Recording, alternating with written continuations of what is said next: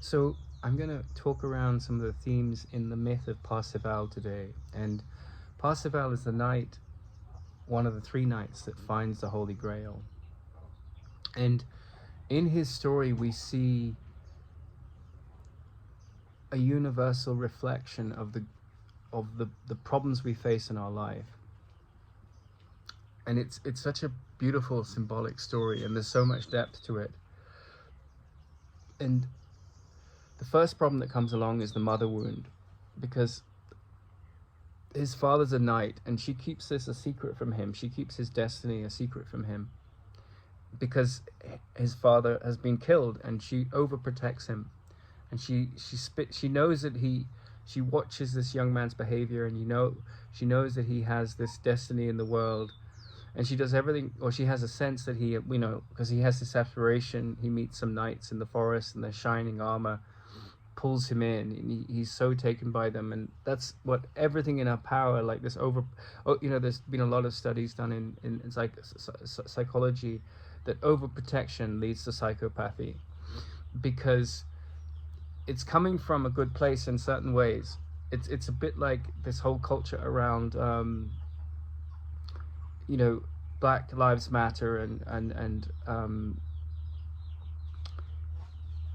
Black History Month, because it's like the black people have been persecuted in recent times in the white culture, right? There's like several hundred years of slavery and things, and so the mother wound there and of the society comes in. Oh, you have to make these, have to give them special treatment. And when you listen to an interview with Morgan Freeman, he says, I don't want that special treatment, right? And that's the voice of maturity coming out of that culture, because it says, look, I'm an American, don't make me into an African American, because the moment you make me special and you give me special privileges, then I become a handicap. I become handicapped by those things, because we don't have Jewish History Month, and they went through horrific things.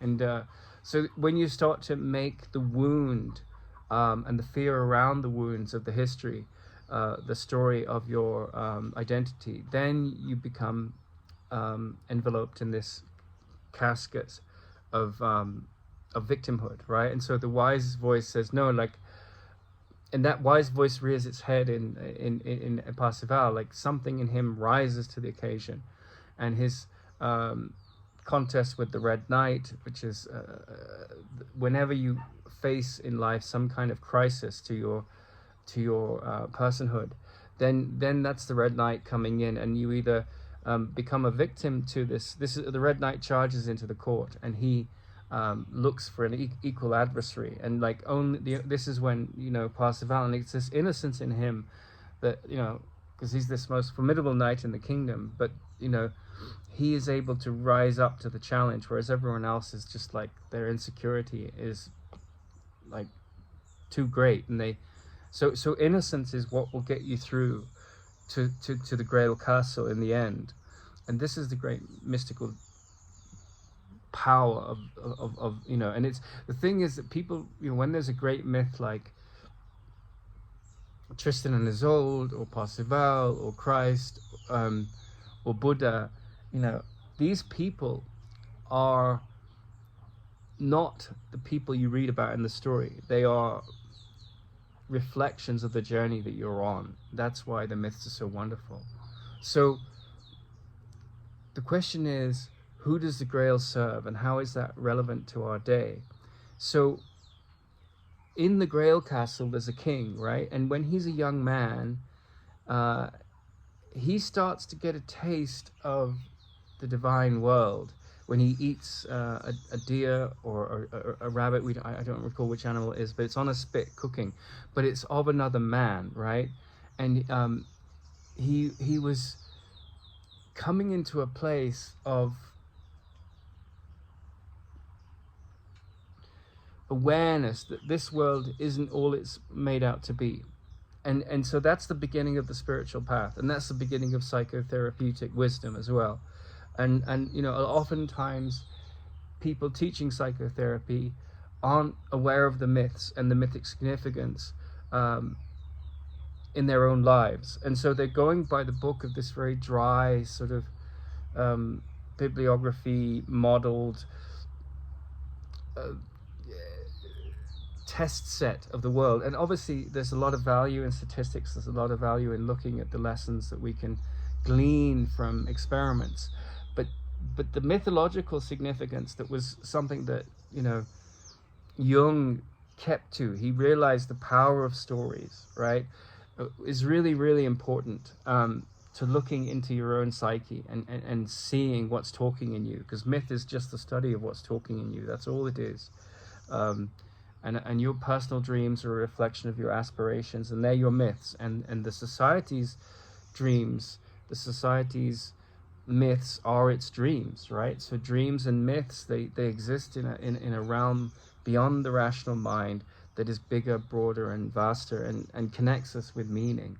And perhaps the most meaningful Christian myth since the myth of Christ is the myth of Parsifal and the search for the Holy Grail.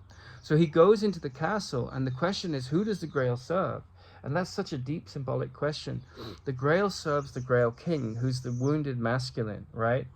And he's wounded because he eats this when he's a young man. It's called the Fisher King wound, and he eats of the food of heaven in a way, and beyond the pairs of opposites. But as he eats it, as he reaches for this divine revelation, he gets wounded by an arrow from the hunter that owns the food, right? Through his testicles, his generative organs.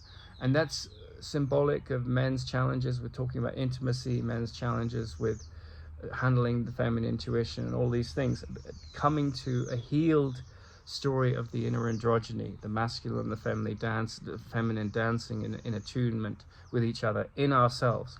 And, you know, women and men can have this wound. And so he goes back to the Grail castle, and the castle has the Grail in it. He's gotten halfway, but who does the Grail serve? Well, the Grail serves the Grail King. And who is the Grail King in that symbolism? It's anyone that's in pain, right? It's any human being that's in pain, psychological or physical. And, you know, doctors, they make this oath to be devoted, the Hippocratic Oath, to healing, right? Not to do any harm. But at a deeper level, the healing of the mind is, at the deeper level, healing is at the level of the mind, right? We think it's at the level of the body, but that's quite superficial, because the mind is a projected story, and it projects out into the realm of bodies and separated entities, which is the universe as we know it, the physical universe.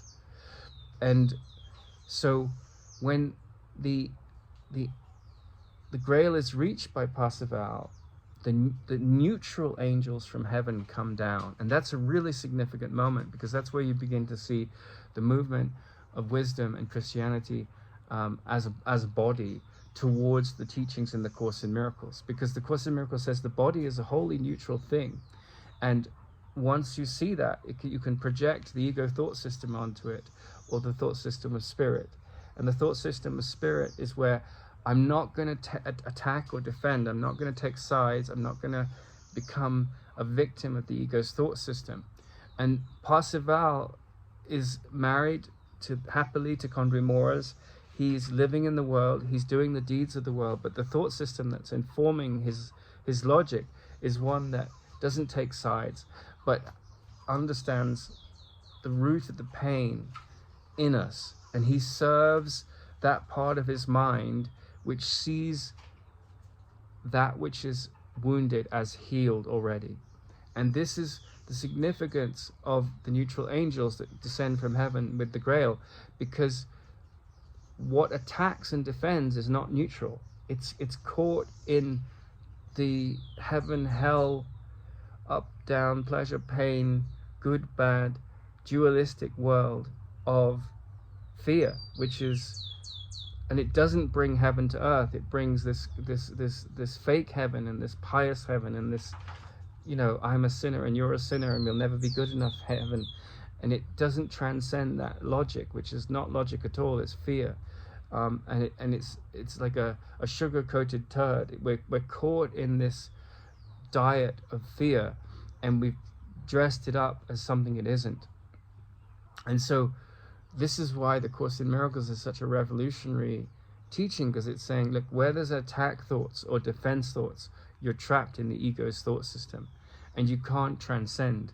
You can't serve the Grail in that way, because, and that's why, you know, Parsifal is such an interesting character, because there's loads of knights at the court of King Arthur, but only one of them sees through the pairs of opposites to rise to his healed self. And that's what it means to drink of the Grail. It's a symbolic story that, you know, drinking is so fundamental to life. You can go without food for days, but you can't go for very long without water. And so this essence of life, which depends on this symbolic act of drinking, is that how you breathe and how you drink and how you sustain the very core of your being in the body reflects how you're looking out on the world. And the quest that you go on to arrive to this state of mind that is not a victim of the world it sees, even though people may victimize you, even though people may crucify you, which is probably going to happen. That's just the way the world is. You don't fall into the trap of becoming a victim of the world you see. You don't take up arms against this aggressor, because the aggressor is coming from a place of fear and insecurity, and it's bound up in an identity which is illusionary. And you can say, well, that's, you know, that's a really tall order, and yes, it is, right? But it's the order that liberates you from your pain and others that you see around you, because you're not taking up the mantle of, I'm going to attack and defend. I'm not going to stand by and let you attack me and bear witness to the lies about you that you are doing with me. I am going to stand up for truth, right? And no matter what, right? And when you have that kind of love, and you say, well, you can't do that because it's coming from a place of fear and attack, and I'm not going to subscribe to that. And people around you think you're, you know, crazy, but the world is crazy. And that's why Parsifal's this wonderful character, because he's with his wife, you know, they're a unit. That means the inner masculine and the inner feminine are dancing together, and they're not taking sides. So when they see the wounds, right, the cries for help of the world, they don't judge them. They reach out and extend love, and they become an emissary of the neutral angles of life, like the neutral angels, the capacity to see the world through the eyes of a healed mind, where no one is a sinner, even though they think they are. And when I use the word sinner, I don't mean in the Christian religious sense where, you know, I project all these thoughts onto you that are toxic, because we just see our own self pushed out. And if we believe ourselves to be guilty, if we believe ourselves to be unworthy, if we believe that the acts that we do that are lacking integrity define us, and of course on a certain relative level they do, then we're trapped in the goo of the ego thought system. And it's like, I got you, you know? And the only way to live in the world free of that folly is to see it for what it is, you know? That's why Krishnamurti said, see the false for the false. That's all you have to do. And so that's why spiritual activity comes down to two things: how you perceive what's perceiving, like, so you start to think about the thought system that's informing the perceiver in you, and then listening to that thought system and making a decision in alignment with a deeper intelligence that starts to reveal itself to you the more open you become to entering the Grail castle and serving the Grail King. When the Grail King here is seeing the authorities in the universal mind, yours or others, this universal mind, as